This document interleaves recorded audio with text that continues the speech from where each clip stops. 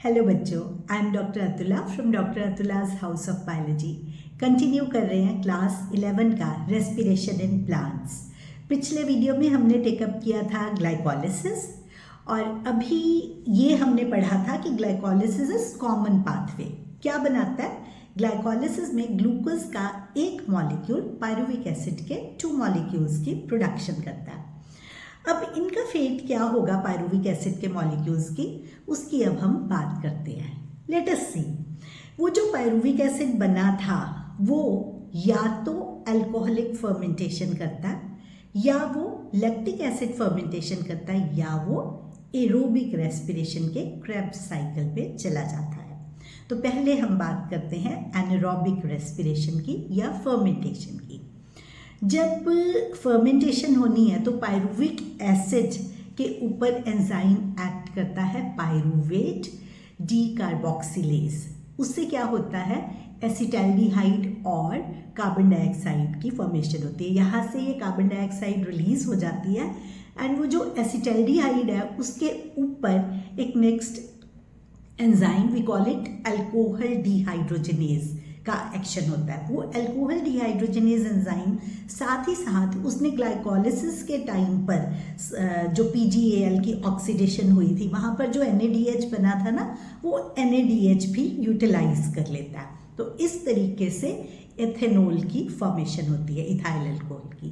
तो ethanol and carbon dioxide release होने की वजह से और 2 NADPH की यूटिलाइजेशन की वजह से it is a very wasteful process. क्योंकि अब आप देख सकते हो, हमने ग्लाइकोलिसिस में किया था ना कि 2 ATP यूटिलाइज हो रहे थे और 4 ATP बन रहे थे, लेकिन मेजर गेन कहाँ से आ रहा था? NADPH से आ रहा था। अब वो जो NADH है वो बजाय गेन होने के वो यहाँ पर उसने सेकेंड स्टेप में यूटिलाइज कर लिया। इस वजह से net gain during fermentation is just 2 ATP। तो ग्लूकोज की सिर्फ 7% एनर्जी जो है वो इस तरह से ऑक्सीडेशन के बाद ऑर्गेनिज्म को मिल रही है। सेम चीज़ होती है लैक्टिक एसिड फर्मेंटेशन में, लेकिन यहाँ पर क्या है? The enzyme is lactate dehydrogenase which acts on pyruvic acid and it forms lactic acid.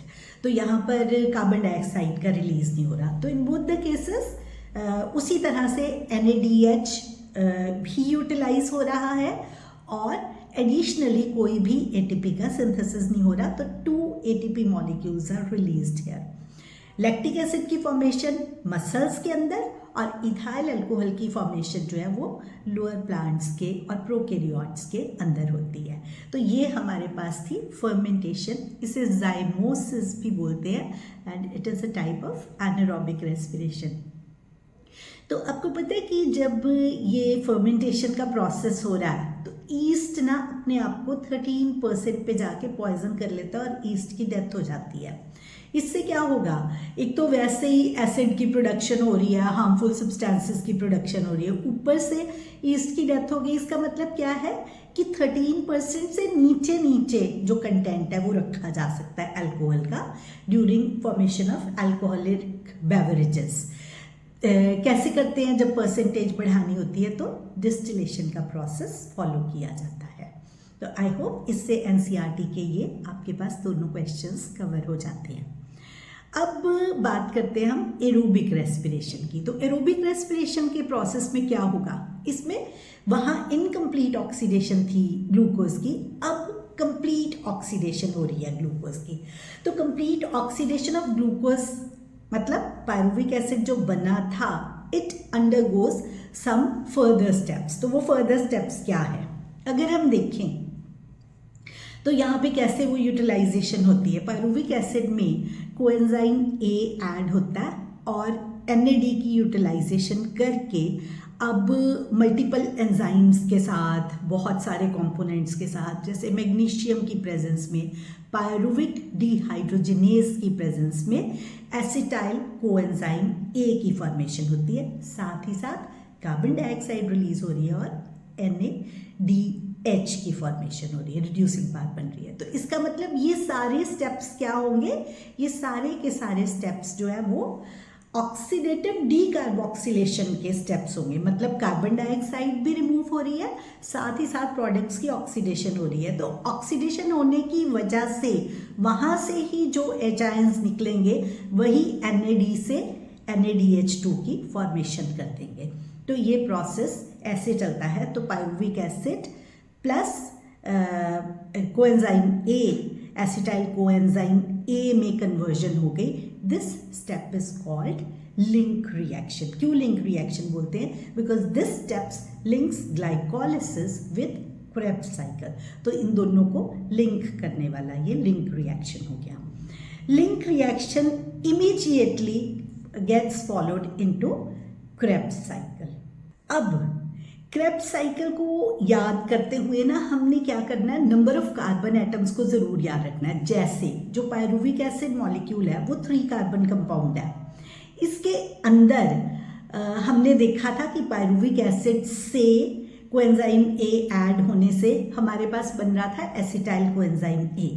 Acetyl coenzyme A is 2 carbon compound. यहाँ पर कार्बन डाइऑक्साइड का एक मॉलिक्यूल रिलीज हो गया। तो this step is called oxidative decarboxylation. यहाँ पर formation जब ऐसे होगी तो हमारे पास formation will be of NADH। तो NAD से NADH बन गया पायरुवेट डीहाइड्रोजिनेज की प्रेजेंस में, मैग्नीशियम आयंस की प्रेजेंस में। ये जो लिंक रिएक्शन है इट कैरीज आउट। बना क्या? NAD से NADH2 की फॉर्मेशन होगी। अब ये जो एसिटाइल कोएंजाइम ए है, this is a 2 carbon compound. Now इस 2 कार्बन के साथ oxaloacetic acid which is a 4 carbon compound, इसकी कंडेंसेशन होती है। इस कंडेंसेशन से सिट्रिक एसिड की फॉर्मेशन होती है विच आइसोमराइजेस, मतलब स्टेप का नाम हो गया आइसोमराइजेशन, आइसोमराइजेस इनटू 2 डीकार्बोक्सिलेशंस। तो सिट्रिक एसिड से सिस एकोनिटिक एसिड से आइसोसिट्रिक एसिड की फॉर्मेशन हुई।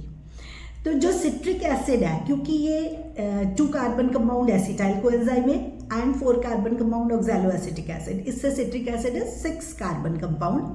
सिट्रिक से सिस एकोनिटिक से हमारे पास फॉर्मेशन हुई आइसोसिट्रिक एसिड की। तो ये सारे 6 कार्बन कंपाउंड्स हैं। अब यहाँ से ऑक्सैलोसक्सिनिक एसिड की फॉर्मेशन होती है।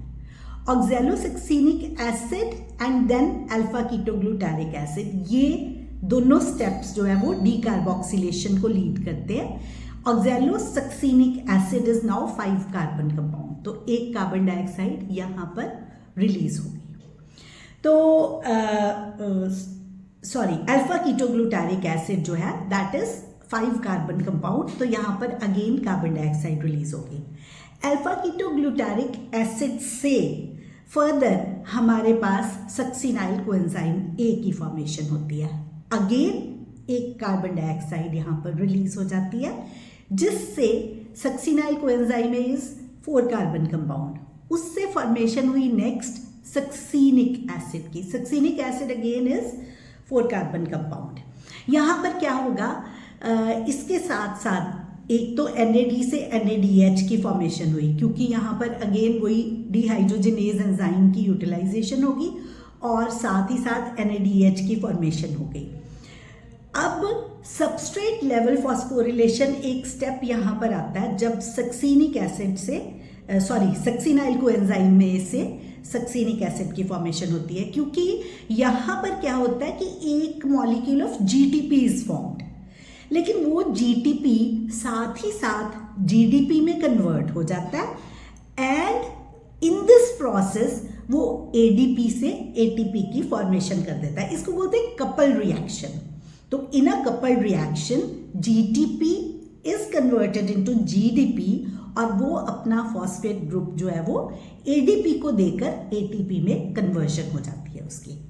अब इसके साथ क्या होगा, जब ये ATP में कन्वर्जन हो गई तो ये हमारे पास succinic acid is 4 carbon compound, वो gets converted into malic acid. Malic acid again 4 carbon compound, लेकिन यहाँ पर वो क्या बना रहा है, FAD से FADH2 की फॉर्मेशन कर रहा है। Malic acid gets converted into oxaloacetic acid which is again a 4 carbon compound, again NAD से NADH की formation हो रही है and oxaloacetic acid दोबारा से cycle में चला जाता है. तो this is called TCA tricarboxylic acid cycle या citric acid cycle या इसी को साइंटिस्ट के नाम पर Krebs cycle भी बोला जाता है. तो इस प्रोसेस में लिंक रिएक्शन के बाद अगला स्टेप क्रेब्स साइकिल का है. कहाँ पर हो रहा है? इसका साइट इज माइटोकॉन्ड्रियल मैट्रिक्स. इस प्रोसेस के अंदर 4 NAD की फॉर्मेशन हो रही है, एक FAD की. अब हम 4 NAD क्यों बोल रहे हैं? क्योंकि लिंक रिएक्शन को हम बीच में लिंक कनेक्ट कर रहे हैं, इंक्लूड कर रहे हैं बीच में, और साथ ही साथ 2 वाटर के मॉलिक्यूल्स एंड फॉर्मेशन ऑफ मतलब ADP यूटिलाइज करके ATP का सिंथेसिस हो रहा है. तो क्या बन रहा है? 3 कार्बन डाइऑक्साइड मॉलिक्यूल्स रिलीज हो रहे हैं एक लिंक रिएक्शन में और 2 क्रेब्स साइकिल के अंदर. 4 NADH FADH2 एक और साथ में 4 इसके प्रोटॉन्स हैं और ATP का रिलीज हो रहा है. तो इस हिसाब से अगर हम देखें तो लिंक रिएक्शन में NADH का एक मॉलिक्यूल पायरुविक एसिड के एक मॉलिक्यूल से एसिटाइल कोएंजाइम A का एक मॉलिक्यूल बनाना. उसके बाद आगे हमारे पास जो साइक्लिक का सारा क्रेब्स साइकिल है उसके बीच हमारे पास 3 जगह पे NADH, एक जगह पर FADH और एक जगह पर ATP की फॉर्मेशन हो रही है. पर अब आप देखोगे हमने पायरुवेट का एक मॉलिक्यूल लिया, बट ग्लाइकोलिसिस में एक ग्लूकोज मॉलिक्यूल से 2 पायरुविक एसिड बन रहे हैं, इसीलिए 1 glycolysis is followed by 2 Krebs cycles. तो इसमें क्या होगा? जितना भी सिंथेसिस हो रहा है, जैसे NADH एक मॉलिक्यूल हम कह रहे थे ना कि उसमें सिंथेसाइज हो रहा है लिंक रिएक्शन में, बट इन एक्चुअल 2 हो रहे हैं क्योंकि वो 2 पायरुवेट के मॉलिक्यूल्स फॉलो कर रहे हैं ग्लाइकोलिसिस को. इसी तरह से क्रेब्स साइकिल में भी डबल हो जाएगा. तो उस हिसाब से अगर हम इसकी एनर्जी करेंसी देखते हैं तो लिंक रिएक्शन में अगर वो NADH की बात करें तो 2 मॉलिक्यूल्स NADH के यहाँ पर हो गए, और उसके बाद अगर साइक्लिक के अंदर देखें तो हमारे पास जो है वो 3 जगह पर बन रहे थे, तो 6 मॉलिक्यूल्स हो गए NAD के, 2 molecules of FAD and 2 molecules of ATP. Overall अगर हम इसकी एक पूरी समरी बनाते हैं तो ग्लाइकोलिसिस में हमने जो गेन किए थे दैट वर 8 ATPs. इसमें से जब साइटोसोल से माइटोकॉन्ड्रिया के अंदर जाते हैं तो 2 molecules of ATP are utilized, क्योंकि जो साइट ऑफ ग्लाइकोलिसिस है that is cytosol, whereas site of Krebs cycle is mitochondrial matrix. तो अंदर जाने के लिए 2 ATP मॉलिक्यूल्स आर यूटिलाइज्ड. बाकी का अगर हम देखें लिंक रिएक्शन में, अगर वो 3 ATP है तो 2 NADPH है एक, तो it is equal to 3 ATP. तो 3 ATP लिंक रिएक्शन में बनाए. उसके बाद जो है वो हमारे पास ATP के मॉलिक्यूल्स अगर देखें तो 3 NADPH मीन्स 3 into 3 9 NADPH से ATP बने, एंड FADH2 से 2 ATP बने, और एक हमारे पास ATP खुद था. इस हिसाब से हमारे पास बन गए 12 प्लस 3 लिंक रिएक्शन के 15 ATP की फॉर्मेशन हुई. ये 15 ATP एक पायरुवेट का मॉलिक्यूल बना रहा है, तो डबल होगा तो वो 30 ATP हो जाएंगे.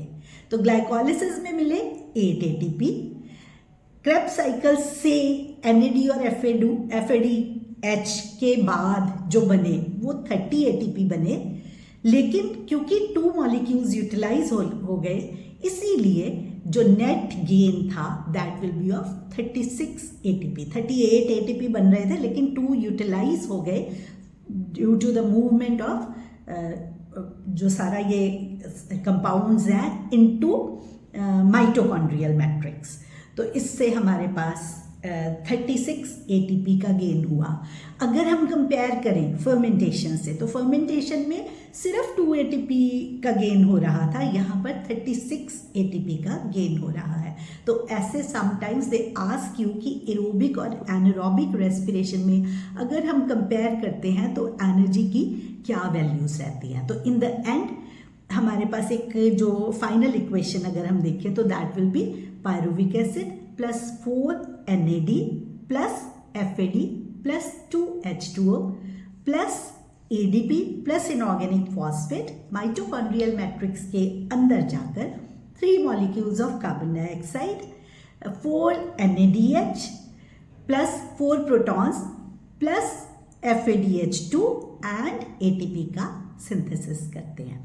तो इंटरेस्टिंग बात यह है कि इस सारे प्रोसेस में कहीं पर भी ऑक्सीजन का यूटिलाइजेशन ही नहीं हो रहा, क्योंकि ये सारे जो प्रोटॉन्स है ना, वो सारे के सारे प्रोटॉन्स जाके इलेक्ट्रॉन ट्रांसपोर्ट शंट में oxygen is the last terminal oxidation होती है, लास्ट स्टेप होता है जहाँ पर वो प्रोटॉन्स को पिक करती है एंड वाटर इज मैन्युफैक्चर्ड। तो ये सारा प्रोसेस जो है वो इलेक्ट्रॉन ट्रांसपोर्ट सिस्टम और ऑक्सीडेटिव फॉस्फोरिलेशन के अंदर जाकर इस सारे प्रोसेस को कंप्लीट करते हैं रेस्पिरेशन को। तो विद दिस हमारा क्रेब्स साइकिल तक का पार्ट हुआ। नेक्स्ट वीडियो में हम बाकी का बचा हुआ electron transport system, oxidative phosphorylation को टेकअप करेंगे एंड साथ ही साथ इसका एक ब्रीफ सा समराइज्ड अकाउंट भी टेकअप करेंगे। इस वीडियो में इतना ही। Wish you all the best. इसे अच्छे से लर्न कर लेना, लिख के देखने हैं रिएक्शंस, और थोड़ा केमिस्ट्री के लॉजिक्स को लगाते हुए अगर आप इसे याद करोगे तो कोई भी कंफ्यूजन्स नहीं होंगे आपको।